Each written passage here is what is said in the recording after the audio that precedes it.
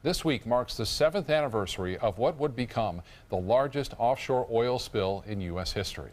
Although the Suncoast wasn't directly affected, the disaster kept a countless number of visitors away from Florida. And BP was forced to pay billions of dollars in settlements. ABC 7's Dwayne Lindo is joining us now live with an update on who is still affected by the spill here on the Suncoast. Dwayne. Well, Haley, thousands of class action lawsuits have been filed since the accident. Fast forward 7 years later, and there are still a few claims that have not been settled. Marina Jack Restaurant is approaching its 50-year anniversary, and it's going strong. But in the spring of 2010, it was a challenging time. People watch the news from up north and were hesitant to come down to Florida because they just assume oil is everywhere. Vice President of Marina Operations, Sam Chavers, says the disaster slowed sales slightly on the restaurant side, but heavily on their operations side.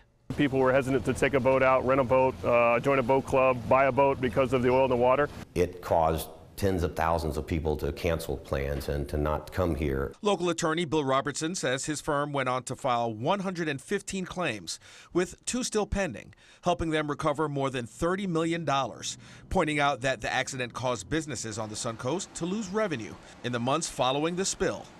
And for 2007, 2008, 2009, it's going up or pretty static. And then 2010, you see a drop in your revenues for this 7 months.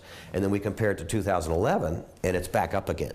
To me, that's a logical equation to establish causation. Robertson also representing 2 municipalities, including the city of Sarasota, accepting a $3.2 million claim in July of 2015. We chose to set our funds aside for specifically environmental type projects within the city of Sarasota. For Chavers, this is a period of time that he hopes is never repeated again.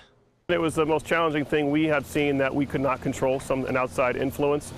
It was detrimental to the environment and to the water resource out in the Gulf, but more harm by the economy and the perception that oil was all the way from the Panhandle to the Keys. Now, scientists say they are still witnessing environmental impacts in Gulf waters 7 years later.